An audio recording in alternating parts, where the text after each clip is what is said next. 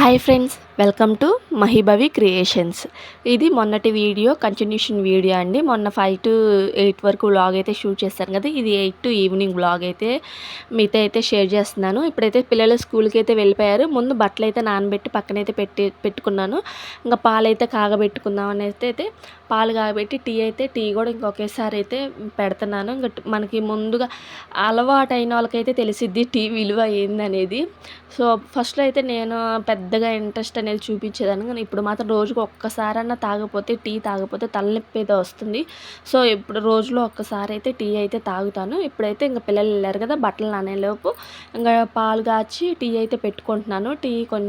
Tea తాగితే కానీ ఆ తలనొప్పి అయితే తగ్గదు. పనులైనా చేసుకోగలుగుతాం కొంచెం ఎనర్జెటిక్గా.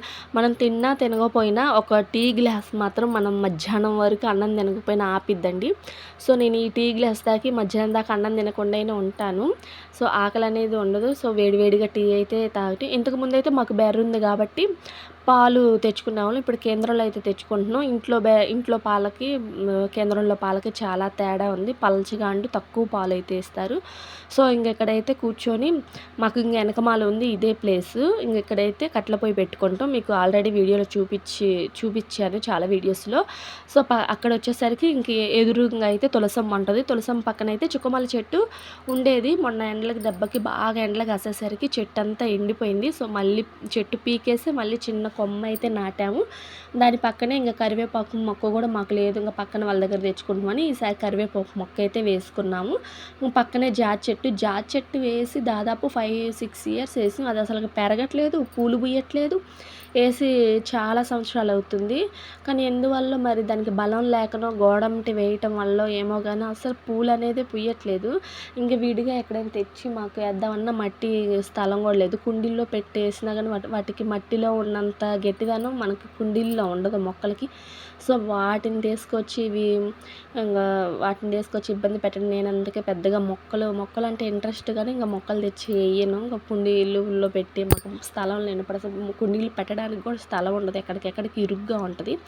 సో ఇక్కడైతే వినాయక చవితి కూడా వస్తుంది. ఎప్పటికప్పుడు వినాయక చవితి కూడా వస్తుంది. ఇల్లు క్లీనింగ్ అయితే చేద్దామని అయితే ముందైతే ఇంకా సెక్షన్స్ వైజ్గా చేసుకుందాంలే. ఇప్పుడు 3 రూమ్స్ ఉన్నాయి కాబట్టి రోజుకు ఒక రూమ్ అయితే క్లీన్ చేసుకుందామని అయితే. సో ఇవాళ అయితే ఈ రూమ్ ముందు అయితే క్లీన్ అయితే చేసుకుంటున్నాను. ఎప్పుడు తుడుచుకుంటూ వస్తాను, కానీ ఇవాళ అయితే శుభ్రంగా కడుక్కొద్దాము. చీపురుతో అయితే శుభ్రంగా కడుక్కొస్తే నీట్గా ఉంటుందని అయితే ఇవాళైతే ఈ పని అయితే పెట్టుకున్నాను. ఇక్కడ వచ్చేసరికి ఈ వాషింగ్ మిషన్ అయితే దాదాపు 4-5 ఇయర్స్ అవుతుంది మేము తీసుకొని. ఇంతవరకు ఓపెన్ చేయలేదు. చూసి అంతవరకు అయితే అట్ట పెట్టాము. పెద్దగా ఒకవేళ ఓపెన్ చేసి నేనైతే వాడనులేండి, ఎందుకంటే నాకు పెద్దగా వాషింగ్ మిషన్ అంటేనే ఇంట్రెస్ట్ ఉండదు. మనం చేతులతో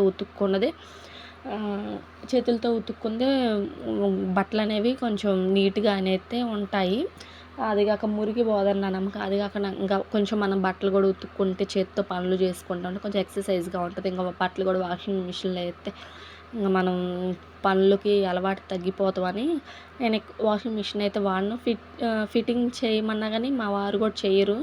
ఎందుకులే అట్లా ఫిట్టింగ్ చేసి ఉంచితే ఎప్పుడైనా ఏదైనా వర్షం పడ్డప్పుడు ఇబ్బంది లేకుండా ఉంటుంది.